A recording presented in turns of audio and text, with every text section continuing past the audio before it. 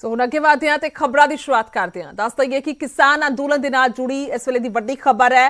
ਅੱਜ ਘਰ ਵਾਪਸੀ ਦਾ ਐਲਾਨ ਕੀਤਾ ਜਾ ਸਕਦਾ ਹੈ। ਸੰਯੁਕਤ ਕਿਸਾਨ ਮੋਰਚੇ ਦੇ ਵੱਲੋਂ ਐਲਾਨ ਕੀਤਾ ਜਾ ਸਕਦਾ ਹੈ ਅੱਜ 12 ਵਜੇ ਸੰਯੁਕਤ ਕਿਸਾਨ ਮੋਰਚੇ ਦੀ ਅਹਿਮ ਮੀਟਿੰਗ ਹੈ। ਸਰਕਾਰ ਦੇ ਵੱਲੋਂ ਕੱਲ ਭੇਜੇ ਗਏ ਪ੍ਰਸਤਾਵ ਤੋਂ ਸੰਤੁਸ਼ਟ ਹੈ ਸੰਯੁਕਤ ਕਿਸਾਨ ਮੋਰਚਾ। ਬਸ ਰਸਮੀ ਚਿੱਠੀ ਦਾ ਸਿਰਫ ਇੰਤਜ਼ਾਰ ਕੀਤਾ ਜਾ ਰਿਹਾ ਕਿਸਾਨਾਂ ਦੇ ਵੱਲੋਂ।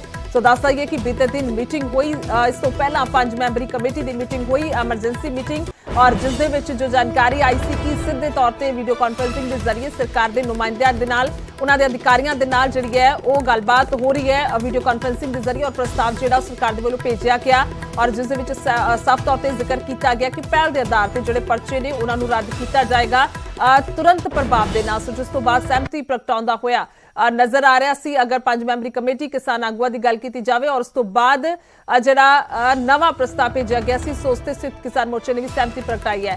किस तरह दे नाल जिहड़ा नवा ड्राफ्ट है वो किवें है, MSP के बारे गल की जाए संयुक्त किसान मोर्चे के वल्लों किसानों के नुमाइंदे जिहड़े ने उस दे विच शामिल होणगे। एक बार ग्राफिक के जरिए तुहानूं विखा पा रहे हैं कि आखिरकार मौजूदा तस्वीर की है। सो फिलहाल MSP रेट पहलां वाला ही जिहड़ा है वो जारी रहेगा क्योंकि अजे कमेटी जिहड़ी है बैठेगी, उस बाद उन्हां दे वल्लों सारा मसला जिहड़ा खंगालिया जाएगा। सो किसानां ते दर्ज पर्चियां दे बारे तुरंत प्रभाव दे नाल सारे केस वापस लैण नूं लैके सहमति जिहड़ी है वो बन चुकी है। खास तौर पर जेकर गल की जाए सूबा सरकारां दे वल्लों केस वापस लैण ते सहमति बनी है।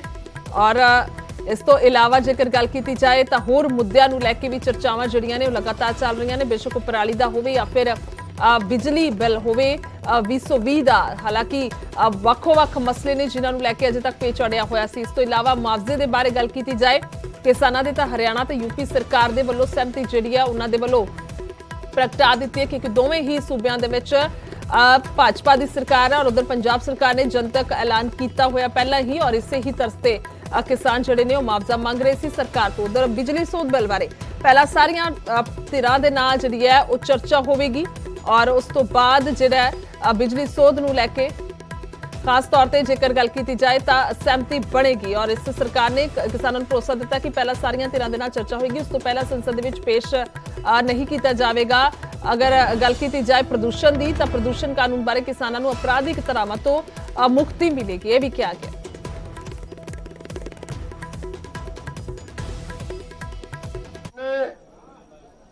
एसकेएम की तरफ से सभी ने, हरियाणा ने, पंजाब ने या जो भी साथी बीच में थे, सभी ने मिलके उस पर सहमति जता दी है कि जहां तक सरकार पहुंची है वहां तक हमारी सहमति है। एक बार इस आंदोलन को स्थगित जो है वो उस मांगों पर सहमति है, अभी स्थगित करने का निर्णय नहीं है। जैसे ड्राफ्ट सरकार पे आएगा, सरकार का आएगा, वैसे हमारी दोबारा से फिर मीटिंग करेंगे और मीटिंग करने के बाद फिर हम किसी नतीजे पे पहुंचेंगे।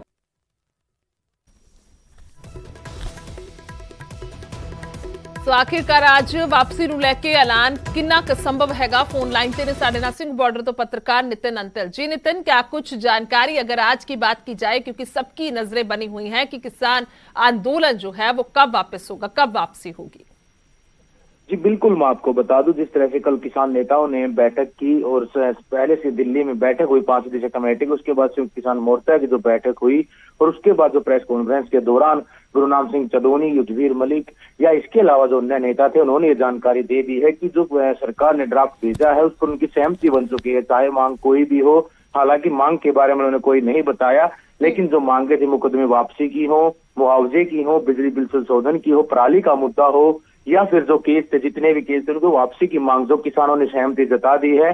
पर हरियाणा के किसान हालांकि एक बार नहीं माने, सहमत नहीं हुए थे, लेकिन बाद में वो भी सहमति जताते हुए प्रेस कॉन्फ्रेंस में बैठ गए थे। और इसके बाद किसान नेताओं ने यह साफ कर दिया है कि आज जो ड्राफ्ट सरकार ने भेजा सिर्फ उसको आधिकारिक जो पुष्टि करते हैं, उस पर एक मोहर लगाकर अपने जो है जो अथॉरिटी साइन दे दें, तो उसके बाद वो आज जो है किसान नेता ऐलान कर सकते हैं। तो लेकिन किसान नेताओं ने यह भी कहा कि सिर्फ हम धरना स्थगित कर रहे हैं, इसके अलावा MSP पर हमारी लड़ाई जारी रहेगी। जी ठीक है नितिन, बहुत बहुत शुक्रिया तमाम जानकारी के लिए, धन्यवाद।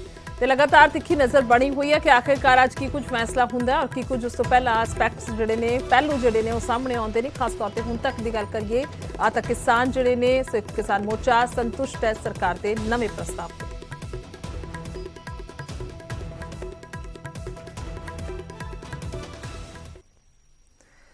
ਤੇ ਉਧਰ ਅੱਗੇ ਵਧਾਂਗੇ ਤੇ ਗੱਲ ਕਰਾਂਗੇ ਬੀਤੇ ਦਿਨ ਹੋਏ ਵੱਡੇ ਹਾਦਸੇ ਦੀ ਜਿਸ ਨੇ ਸਾਰੇ ਦੇਸ਼ ਨੂੰ ਝੰਜੋੜ ਕੇ ਰੱਖ ਦਿੱਤਾ। ਦੱਸਦੀ ਕਿ ਹੈਲੀਕਾਪਟਰ ਕ੍ਰੈਸ਼ ਹੋਇਆ ਸੀ ਤਮਿਲਨਾਡੂ ਦੇ ਵਿੱਚ ਔਰ ਉਸ ਦੇ ਵਿੱਚੋਂ ਬਾਅਦ ਚ ਜਾਣਕਾਰੀ ਸਾਹਮਣੇ ਆਈ ਕਿ ਸੀਡੀਐਸ ਵਿਪਨ ਰਾਵਤ ਜਿਹੜੇ ਨੇ ਉਸ ਦੇ ਵਿੱਚ ਮੌਜੂਦ ਸਨ, ਉਹਨਾਂ ਦੀ ਪਤਨੀ ਮੌਜੂਦ ਸੀ।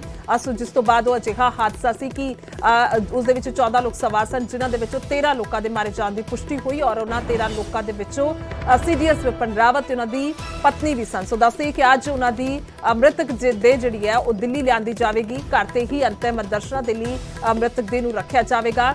ਕੱਲ ਵਿਪਨ ਰਾਵਤ ਤੇ ਪਤਨੀ ਮਧੁਲਿਕਾ ਰਾਵਤ ਦਾ ਸੰਸਕਾਰ ਜਿਹੜਾ ਉਹ ਕੀਤਾ ਜਾਣਾ। ਸੋ ਅੱਜ ਮ੍ਰਿਤਕ ਦੇਹ ਆਏਗੀ ਔਰ ਕੱਲ ਨੂੰ ਭਲਕੇ ਜਿਹੜਾ ਸੰਸਕਾਰ ਹੋਏਗਾ। ਸੋ ਦਿੱਲੀ ਕੈਂਟ ਦੇ ਵਿੱਚ ਬਰਾੜ ਸਕੁਆਇਰ ਦੇ ਵਿੱਚ ਅੰਤਿਮ ਸੰਸਕਾਰ ਕੀਤਾ ਜਾਏਗਾ। ਹੈਲੀਕਾਪਟਰ ਕ੍ਰੈਸ਼ ਦੇ ਵਿੱਚ ਸੀਡੀਐਸ ਵਿਪਨ ਰਾਵਤ ਦਾ ਦੇਹਾਂਤ ਹੋਇਆ ਸੀ, ਜੋ ਇੱਕ ਵੱਡਾ ਝਟਕਾ ਸਾਰੇ ਦੇਸ਼ ਦੇ ਲਈ, ਕਿਉਂਕਿ ਸੀਡੀਐਸ ਸਨ, ਚੀਫ ਸਨ ਤਿੰਨੋਂ ਸੈਨਾਵਾਂ ਦੇ। ਸੋ ਇਹ ਅਹੁਦਾ ਜਿਹੜਾ ਪਹਿਲੀ ਵਾਰ ਉਹਨਾਂ ਨੂੰ ਹੀ ਨਵਾਜਿਆ ਗਿਆ ਸੀ। ਉਸੇ ਉਹਨਾਂ ਤੋਂ ਹੀ ਜਿਹੜੀ ਹੈ ਅਹੁਦੇ ਦੀ ਸ਼ੁਰੂਆਤ ਹੋਈ ਸੀ, ਜਿਸ ਤੋਂ ਬਾਅਦ ਹਾਲ ਹੀ ਦੇ ਵਿੱਚ ਜੋ ਇਹ ਵੱਡਾ ਹਾਦਸਾ ਹੋਇਆ ਤਾਂ ਪੂਰੇ ਦੇਸ਼ ਦੇ ਲਈ ਔਰ ਉਹਦੇ ਪਰਿਵਾਰ ਦੇ ਲਈ ਇੱਕ ਵੱਡਾ ਝਟਕਾ।